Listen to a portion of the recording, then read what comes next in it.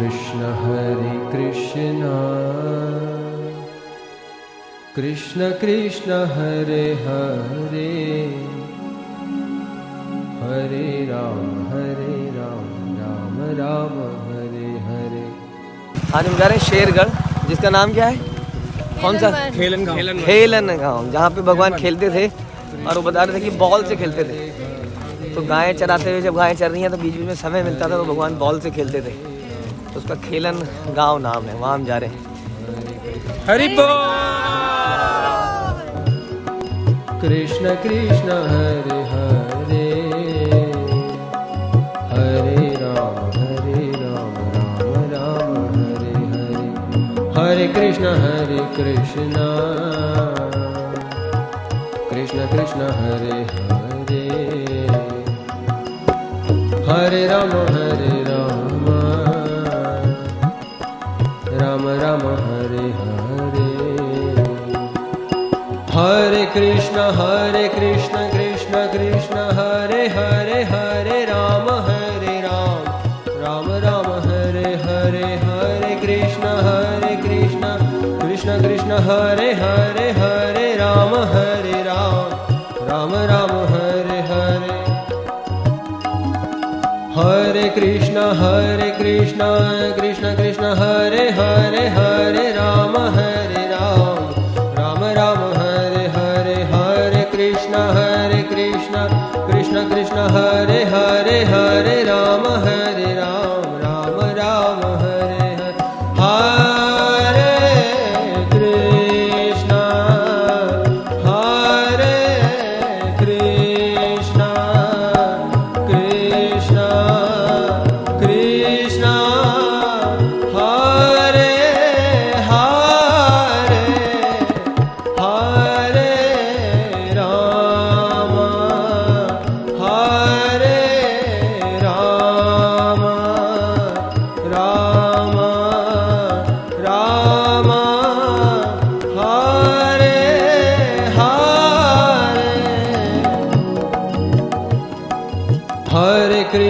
हरे कृष्ण कृष्ण कृष्ण हरे हरे हरे राम राम राम हरे हरे। हरे कृष्ण कृष्ण कृष्ण हरे हरे हरे राम राम राम हरे हरे। हरे कृष्ण कृष्ण कृष्ण हरे हरे हरे राम। जय जय राधा रमण हरि बोल। जय जय राधा रमण हरि बोल।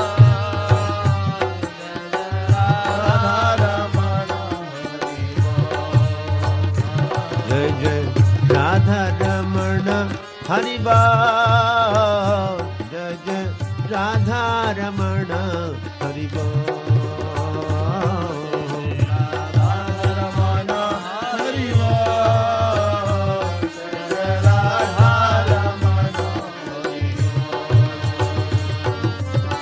हरि बोल हरि बोल हरि बोल हरि बोल हरि बोल हरि बोल हरि बोल हरि बोल हरि बोल हरि बोल हरि हरि हरि हरि बोल। राधा रमण हरि बोल। जय जय राधा रमण हरि बोल।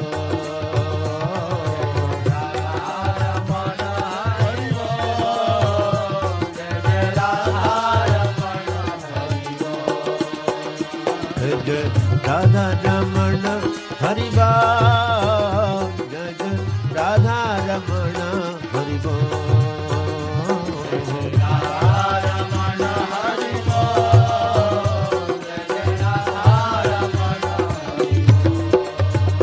जय जय राधा रमण हरि बोल।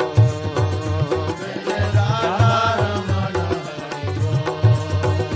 जय जय राधा रमण हरि बोल।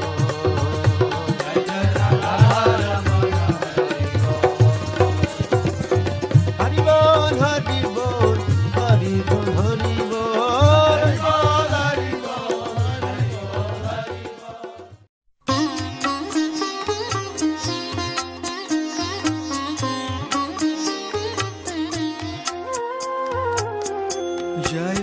राधे जय कृष्ण जय वृंदावन श्री गोविंद गोपीनाथ मदन श्याम कुंड राधा कुंड गिरि गोवर्धन।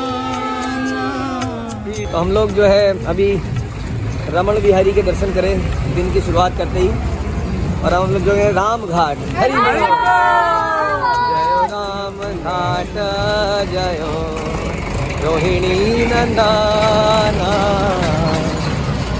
जहाँ सब लीला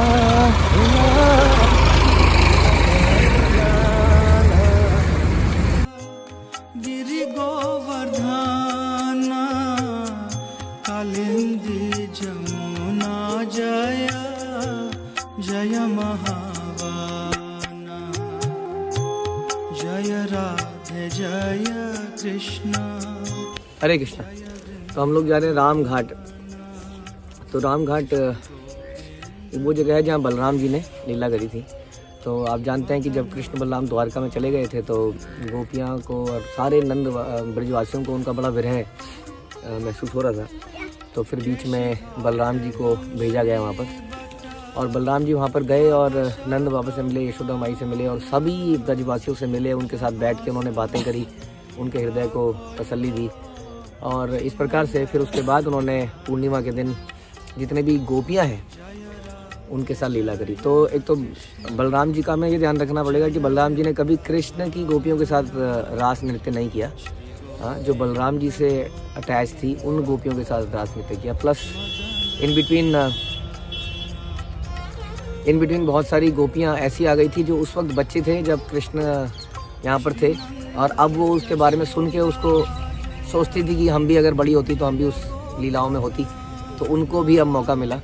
तो बलराम जी इस प्रकार से इस राम घाट में आए और उन्होंने वहाँ पर लीला करी। और ऐसा कहते हैं कि गोपियों ने और बलराम जी ने वरुणी पिया, जो कि एक प्रकार का फूलों से बना एक इंटॉक्सिकेशन करने वाला एक ड्रिंक है। इसको हम नॉर्मल इंटॉक्सिकेशन से नहीं कंपेयर कर सकते। जैसे बताया कि संसार में हर वस्तु आध्यात्मिक जगत से आई है, लेकिन उसका विकृत रूप है। तो उसके बाद में जब काफ़ी समय तक बलराम जी ने रास नृत्य किया, और उसके बाद वो जब थक गए तो उन्हें लगा कि वो यमुना के जल से अपने आप को रिफ़्रेश कर लें, सारे गोपियाँ भी उसमें स्नान करें। तो यमुना जी को बोला गया कि आप इधर को आइए, क्योंकि जहाँ पर बलराम जी बैठे थे या यमुना वहाँ से थोड़ी दूरी पर थी। तो यमुना जी को लगा कि बलराम जी नशे में हैं और प्रभावित है नशे से, तो उन्होंने आने से इनकार कर दिया। तो वो बलराम जी की सही पोजीशन को उस वक्त नहीं समझ पाई, या कुछ लीला होनी थी। तो बलराम जी ने अपना हल लिया और हल से यमुना जी को खींच के अपनी तरफ को लाए, और वहाँ पर यमुना कई भागों में विभाजित हो गई। वही जगह आप वहाँ दिखेगी हमें राम घाट में। तो यमुना जी को एकदम से समझ में आया कि उनसे बहुत बड़ा अपराध हुआ है, और उन्होंने क्षमा मांगी, और यमुना जी उधर को आने लगी, और सारी गोपियों ने और बलराम जी ने वहाँ पर जल क्रीड़ा करी। और उसके बाद बताते हैं कि बलराम जी ने उन गोपियों से गंधर्व विवाह भी किया। तो इस प्रकार हम जानते हैं कि बलराम जी की जो पोजीशन है वो कृष्ण से भिन्न नहीं है, वो साक्षात कृष्ण ही है। ऐसा हम बोलते हैं सेवक भगवान है। तो इस प्रकार से हमें समझना होगा कि क्या उनकी पोजीशन है, और उसको उसी तरफ से उसको उतना ही इम्पोर्टेंस देनी होगी। तो यहाँ पर बलराम जी ने विशेषतया ब्रजवासियों के हृदय में सेपरेशन का जो दर्द था उसको मिटाया। राम घाट की जय, बलराम जी की जय।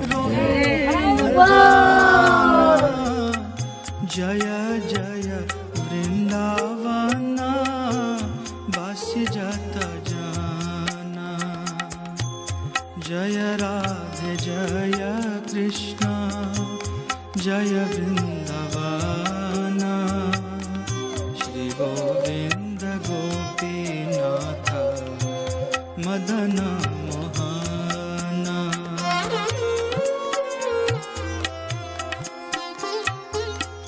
जय द्विज पत्नी जय नाग कन्या गाना भक्ति तेज हार पाइलो गोविंद चरण जय राधे जय कृष्ण जय वृंदावन श्री गोविंद गोपीनाथ मदन मोहन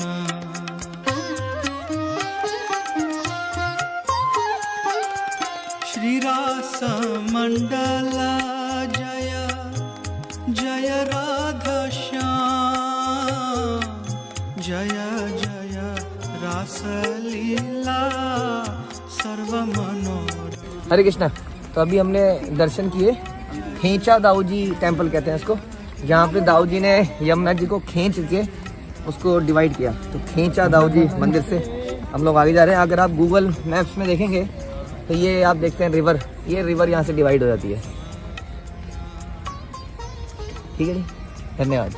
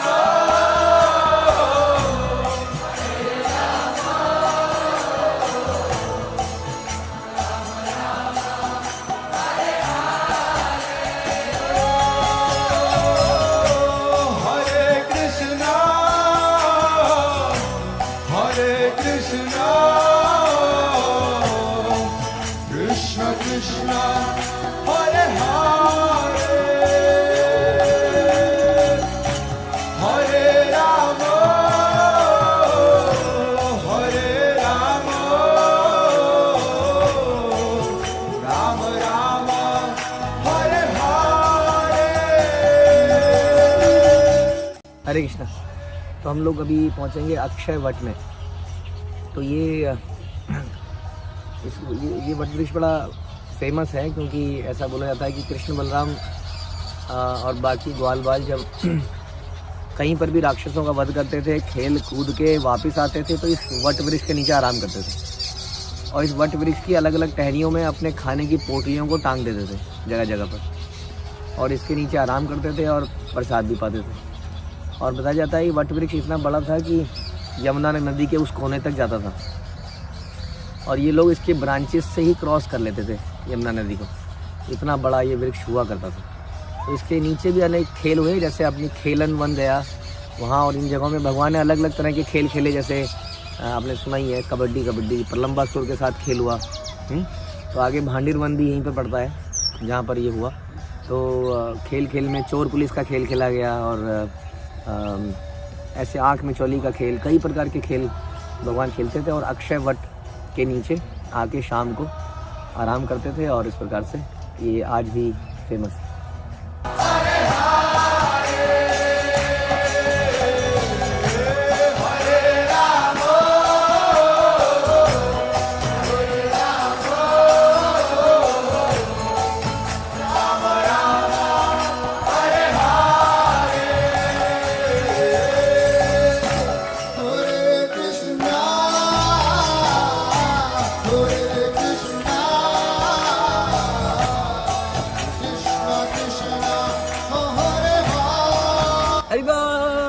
ये देखिए यहाँ पर खेती हो रही है, ये सरसों या मूली किसी चीज़ की है कि यहाँ पे डिबेट हो रही है थोड़ी।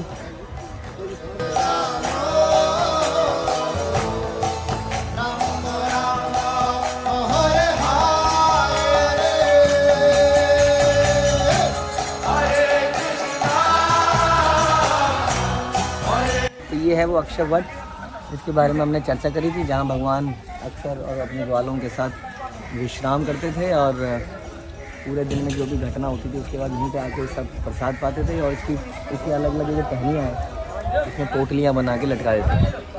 तो ये वृक्ष भी हमारे लिए पूजनीय है, जैसे भगवान हमारे लिए पूजनीय है, क्योंकि उसी समय का है और एक प्रकार से शांत रस में भगवान की सेवा करता आ रहा है। तो हमें इससे यही सीखने को मिलता है कि कैसे ये वृक्ष एक जगह खड़ा रह के भी भगवान की सेवा कर रहा है। भगवान के साथ कंटिन्यूसली एसोसिएट तो नहीं कर रहा है, लेकिन एक तरह से कर भी रहा है।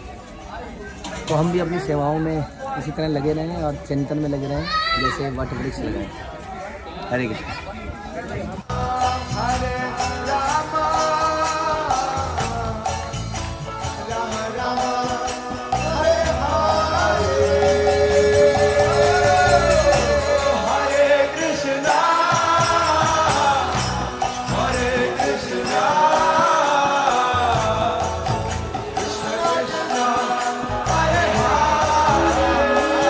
हम आ गए तपोवन पे, जहाँ पे गोपियों ने कृष्ण के लिए 1 महीने तक माँ कात्यायनी की पूजा करी थी और केवल एक बारी में खिचड़ी खाती थी, वो भी बिना नमक वाली, ताकि उन्हें कृष्ण प्राप्त हो सके और उसके बाद प्राप्त भी हो।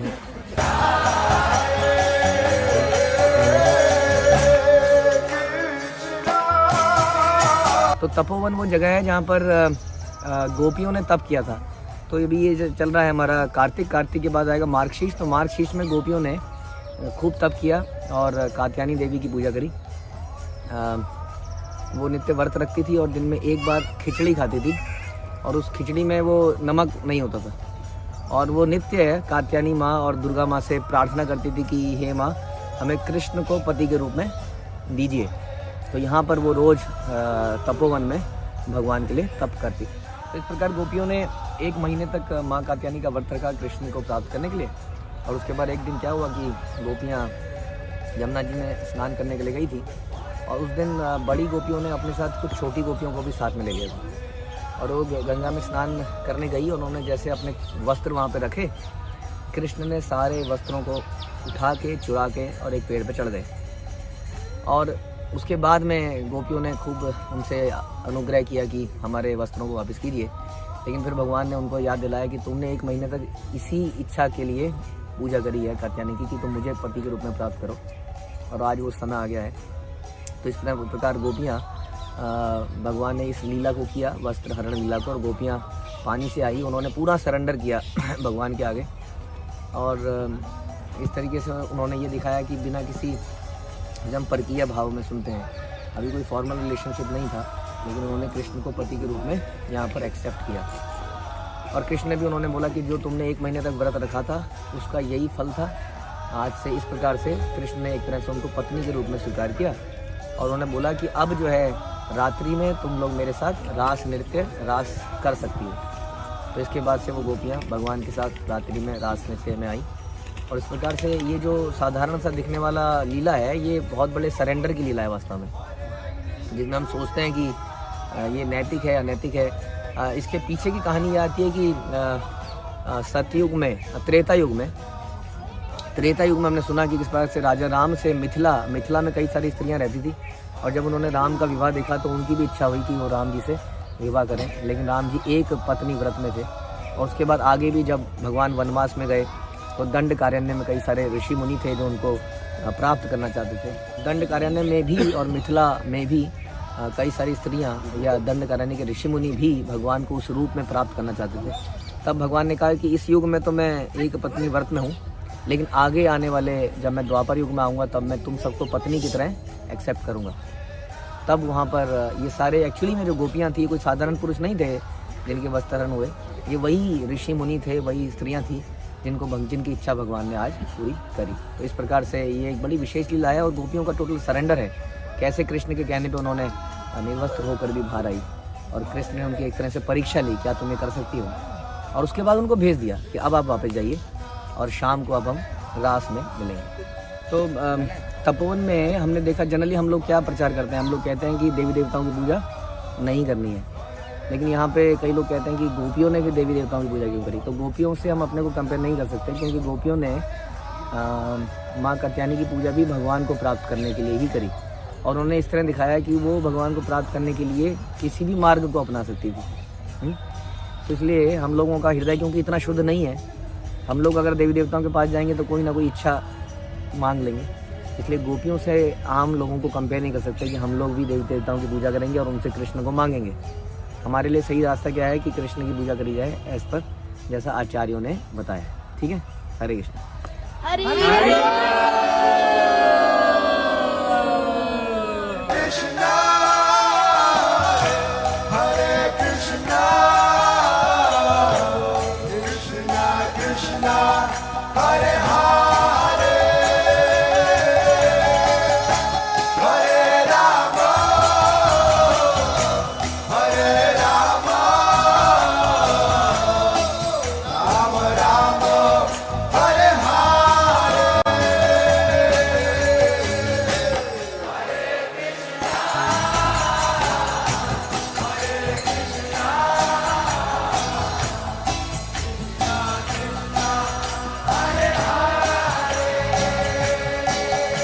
यमुना माई की जय।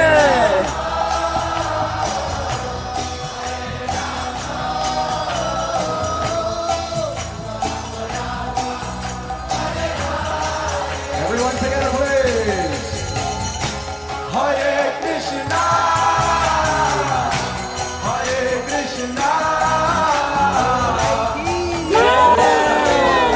कालिंदी कुले केली कदम्बे रवाना। Hare Rama, Rama Rama, Hare Hare. One more time, one more time. Hare Krishna, Hare Krishna, Krishna Krishna, Hare Hare.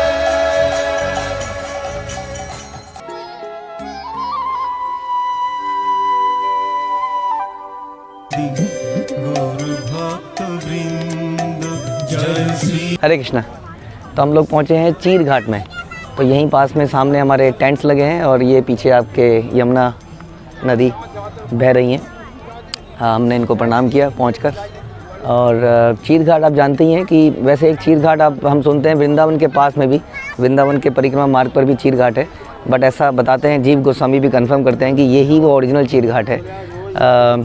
उस चीर घाट में भी कुछ लीला हुई थी। चीर मतलब होता है चुराना, तो कपड़े जहाँ भगवान ने गोपियों को चुराए। तो ऐसा सुनते हैं कि जो वृंदावन का चीर घाट है उसमें जस्ट कपड़े कुछ छुपाए थे और पूरी पर्टिकुलर लीला जो हुई थी उसी घाट पे हुई थी, क्योंकि यहीं पर पास में कात्यायनी देवी का मंदिर भी है।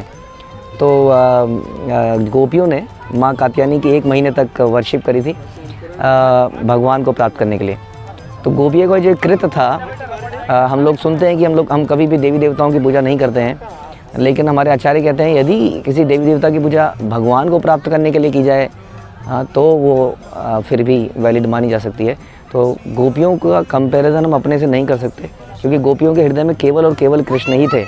तो वो कात्यायनी माँ से प्रार्थना करती हैं कि कृष्ण उनको पति के रूप में मिलें, और इसके लिए वो पूरे महीने वो व्रत रखती हैं।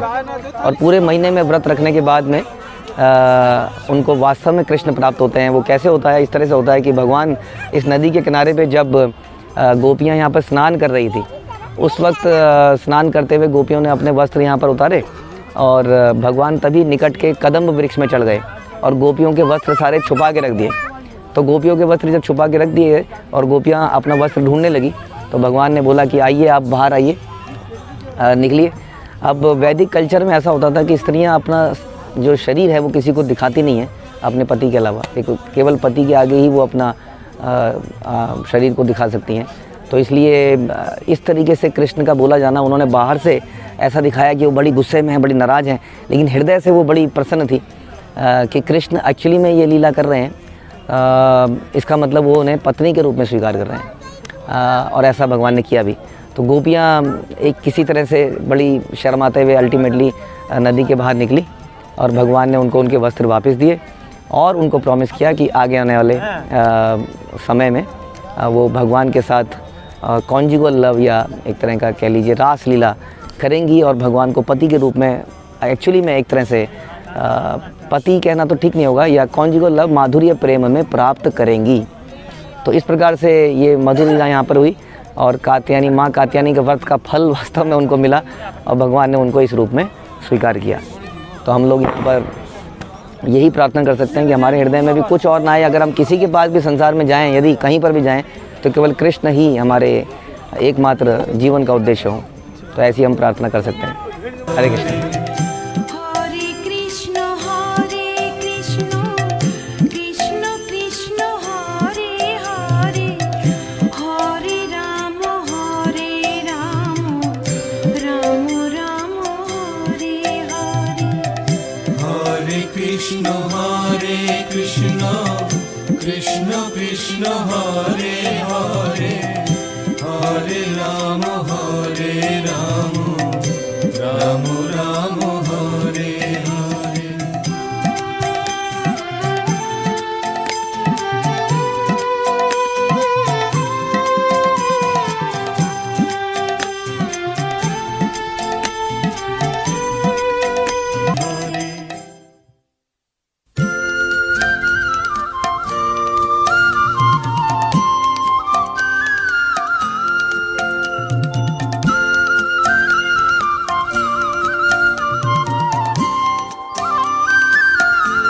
कृष्ण कृष्ण कृष्ण हरे हरे, हरे राम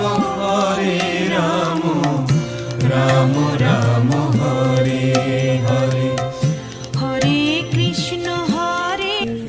ये माँ कात्यायनी है जिनकी मार्गशीर्ष के महीने में गोपियों ने पूजा करी और उसके अंत में कृष्ण को एज ए स्वामी पति प्राप्त किया। हरे हरे, हरे कृष्ण कृष्ण। हाँ, ताकि भगवान के पास में गोपियों का भाव हृदय वाला पवित्र है। हमारा हृदय इतना पवित्र नहीं है, इसलिए हम देवी देवताओं में पड़ जाएंगे तो हम कुछ और भी मांग लेंगे साथ में, मतलब खतरा है। हमारे लिए ये प्रेस्क्राइब नहीं है। गोपियों के हृदय में कुछ और था ही नहीं, इसलिए वो ऐसा कर सकते थे। ठीक है, इसलिए हम कहते हैं हमें अनुकरण नहीं करना है, अनुसरण करना है। जैसा प्रभुपाद ने बोला है वो करना है। गोपियों की तरह हम थोड़ी हैं, ऐसे तो फिर शिव जी की तरह हम जहर भी पिएंगे। हरे हरे राम राम राम हरे हरे, हरे कृष्ण कृष्ण। हरे कृष्णा। तो हम कह रहे थे कि ये यात्रा पूरी शुरू से लेकर अंत तक तपस्या ही है। तो जैसे प्रभुपाद विदेश कार्गो शिप में गए थे, हम कार्गो ट्रक में वृंदावन जा रहे हैं।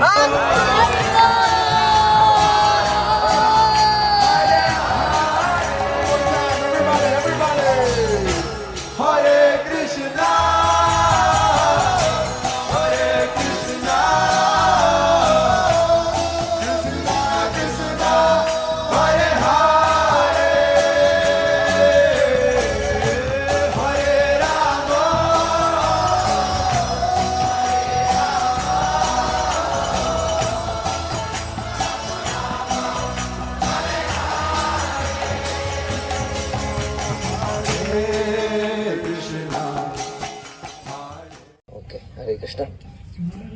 तो हम लोग कुछ चर्चा करेंगे पहले जनरल। तो चर्चा का विषय ये है कि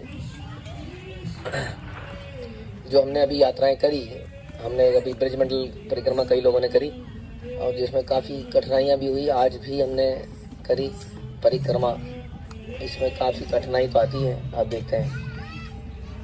तो हम आपसे ये जानना चाहते हैं कि क्या लाभ है ऐसी यात्राओं का जिसमें शरीर टूट जाता है, तो ऐसी यात्राओं का क्या लाभ है। तो माता जी ने बताया, जो हम यात्राओं में रियलाइज़ करते हैं कि बहुत ज़्यादा शारीरिक कष्ट आने पर भी भगवान याद आते हैं। तो इसमें हम लोग असहाय महसूस करते हैं। एक समय भगवान आप ही पूरी करा दो, मेरे से तो पूरी नहीं हो पाएगी ये परिक्रमा, आप पूरी कराओ। तो बार बार भगवान ध्यान में आते हैं। ये पहला पॉइंट है। दूसरा पॉइंट ये आता है कि जब हम इस यात्रा को कंप्लीट कर लेते हैं तो बड़ा अचंभा सा लगता है कि हमने कैसे कर लिया। जैसे पिछले कुछ दिनों में मैं हिसाब लगा रहा था, हम 100 किलोमीटर से ज़्यादा पैदल चल चुके हैं।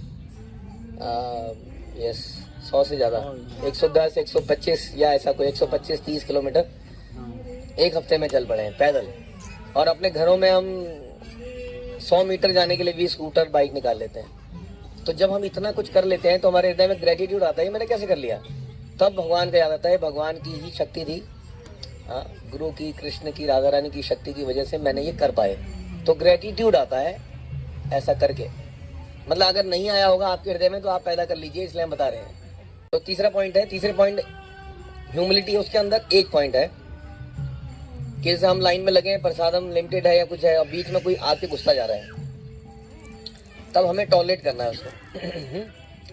जनरली मैं ऐसा सोचता हूँ, जनरली जैसे आप मॉर्निंग में मंगला आरती में खड़े हो या कहीं पर, कई बार ऐसा होता है कि आप एक ऐसी जगह में खड़े हो जाते हैं जहाँ से सारे लोग निकल रहे हैं, तो अगर आपने अपने मन को कंट्रोल नहीं किया तो थोड़ी देर में वहाँ कुछ कर दोगे आप, गड़बड़ है ना।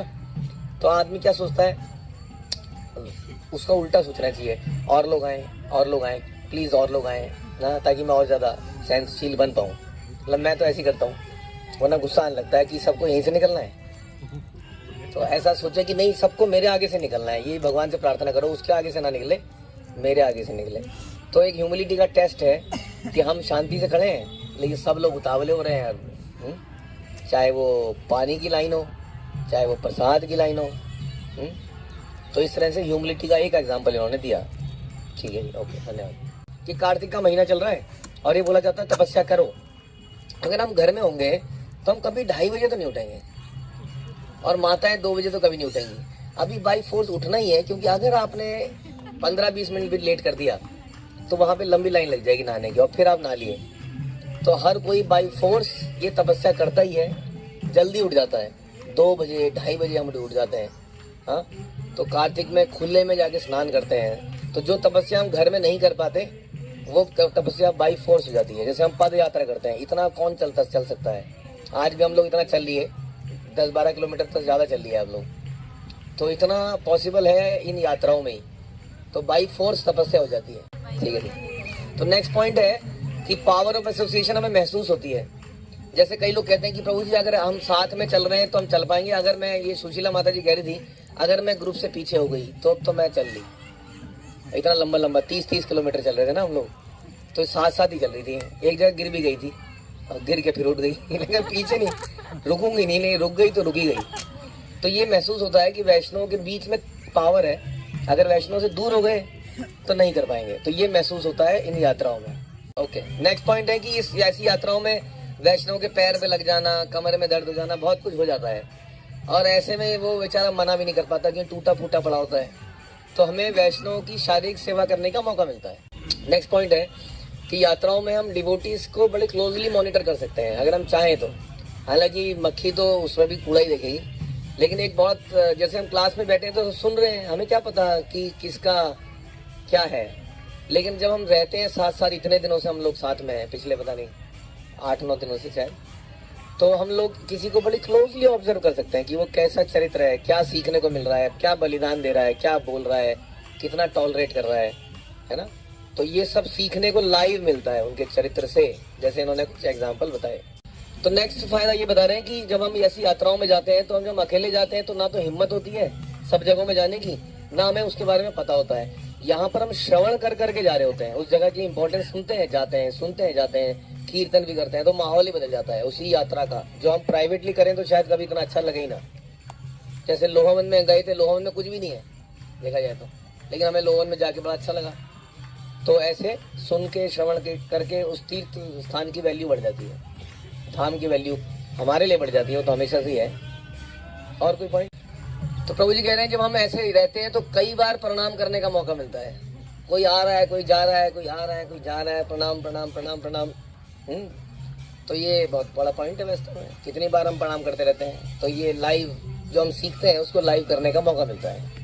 ठीक है कि हमें भक्तों से रिलेशन बनाने के लिए बहुत समय मिलता है ना, पर्सनल बातें जानने का, करने का, जो कि अदरवाइज बड़ा मुश्किल है रिलेशन बनाना। तो ये ऐसा समय है जिसमें हम साथ में सो रहे हैं, खा रहे हैं, पी रहे हैं, तो रिलेशन बन जाते हैं, सॉलिड हो जाते हैं। तो पॉइंट ये है कि कई बार हम भक्तों के साथ में नहीं है ना, मतलब चलने में पिछड़ गए, लेकिन पिछड़ने में भी ये तो लग रहा है ना कि आए हुए हैं भक्तों के साथ। आए तो है यात्रा में, कई तो आए ही नहीं है। तो वो ये सोच सोच के भी प्रसन्न रह सकता है कि भक्त वहाँ पहुँच गया, वहाँ पहुँच गया, मैं भी पहुँचूंगा, थोड़ी देर में मैं भी पहुँच रहा हूँ। तो ये भी एक इंस्पिरेशन है कि हम आए हुए हैं कम से कम, अगर पिछड़ भी गए तो भी कोई बात नहीं है। तो इंस्पिरेशन कई तरह की हो सकती है। चलने की इंस्पिरेशन, कई लोग नंगे पैर, कई लोगों ने इस बार ब्रजमंडल परिक्रमा नंगे पैर करी 30-30 किलोमीटर, तो मुश्किल काम था, लेकिन एक दूसरे को देख देख के बल मिला और सबने कर ली। उसके बाद सवेरे, रात को लेट हो गए थे, लेट हो जाते थे, सवेरे फिर जल्दी उठ जाते थे। तो ये सारी इंस्पिरेशन एक दूसरे को देख के मिलती है। क्या बोला, हाँ, एक तो इनको ये यात्राओं में आके इनको ये समझ में आता है कि भक्तों को कि इस यात्रा के पीछे कितनी मैनेजमेंट हुई होगी, कितनी चीजें सोची गई होंगी। तो उनके लिए भी ग्रेटिट्यूड आता है देखकर कि भक्त लोग कितने महीनों पहले से ये प्लानिंग करते हैं, तब वो होता है। उसको देख के अच्छा लगता है और एक दूसरे से सीखने को मिलता है कैसे वैष्णव को सर्व किया जाता है। तो प्रभु जी कह रहे हैं जो यात्राओं में जाता है उसको तो अच्छा लगता ही है, जो नहीं जाता है उसको भी बड़ा अच्छा लगता है। जब वो देखता है उसको विरह फील होता है एटलीस्ट। लेकिन हम ये आपको बता दें, एक मैं बताना चाहता था कि जो लास्ट मिनट में आप अपनी एंट्री कराते हो ना, ये एंट्री बहुत अच्छी लगती नहीं है हमें।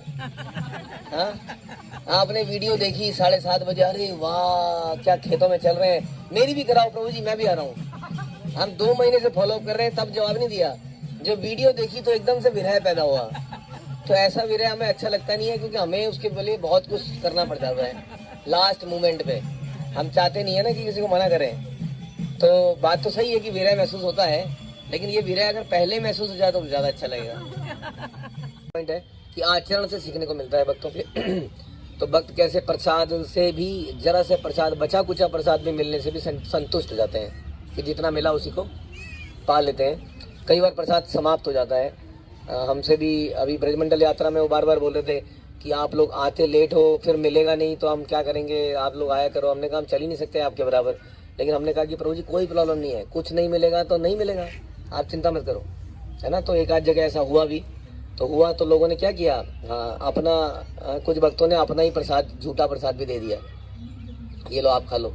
किसी ने अपना कुछ दे दिया। जब हम लोग कहाँ पहुँचे थे, हम लोग अक्षयवट, जब हम अक्षयवट पहुँचे थे तो प्रसाद समाप्त हो गया था। तो किसी तरह से भक्तों ने किसी तरह से कुछ करके वहाँ पे पूरा किया। तो जो त्याग की भावना है वो सीखने को मिलती है, सहनशीलता भी सीखने को मिलती है। नहीं मिला तो कोई बात नहीं, ये कोई पैकेज टूर थोड़ी ले रखा है कि मैंने इतने पैसे दिए हैं तो मुझे प्रसाद मिलना ही चाहिए। जब वैष्णव के बीच में रहते हैं तभी कमियां पता चलती हैं। अकेले अकेले ड्राइंग रूम में बैठ के लेक्चर सुनने से कभी कमियां पता नहीं चलती हैं। लेक्चर सुन के तो बहुत लोग विद्वान बन जाते हैं, लेकिन कमियों का पता चलता है जब वैष्णव के बीच में रहते हैं, जब तिरस्कृत होते हैं, अनादर होता है, उपेक्षित हो जाते हैं, तब पता चलता है, अपनी गलतियों का पता चलता है। ओके, ईष्टदेव प्रभु हैं जो इस यात्रा का मैनेजमेंट करते हैं, वो भी, उनके मुंह पे भी गाजियाबाद रहता है। वो देखते हैं कि हम लोग साथ में रहते हैं, सेवा करने में भी आगे रहते हैं। जब भी वो बोलते हैं कि सेवा करनी है तो हम लोग आगे रहते हैं और कई भक्तों की सेवा भी करते हैं। खासतौर पे चार्जिंग के लिए लोग हमारे पास ही आते थे।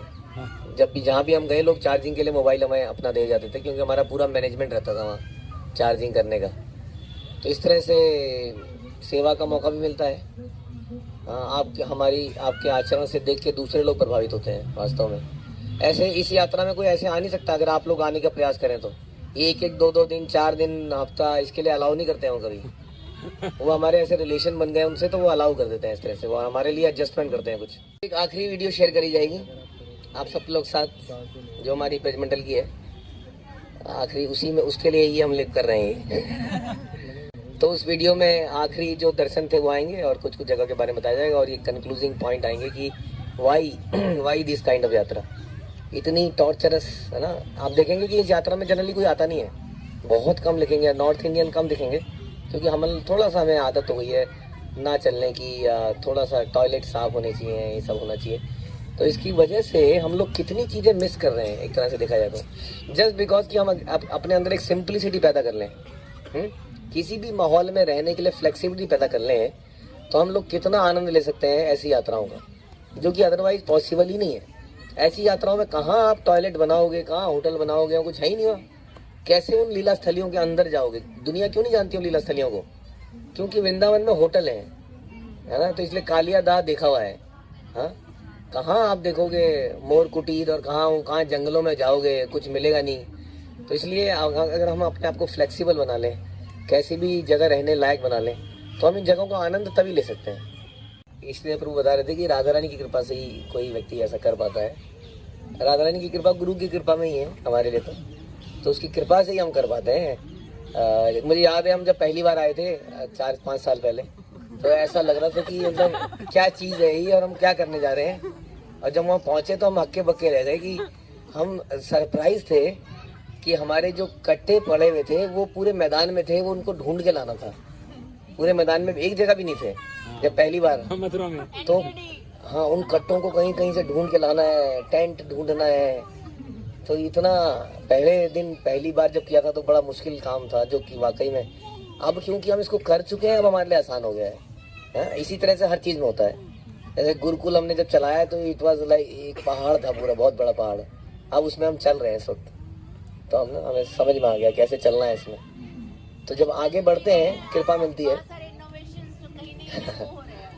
हाँ, तो जब हम आगे बढ़ते हैं गुरु के आशीर्वाद और डायरेक्शन के अनुसार तो भगवान शक्ति देता है, हाँ? मतलब और असंभव कार्य संभव हो जाते हैं। ऐसी कोई और यात्रा है नहीं। हम लोग बाय द वे प्लान कर रहे हैं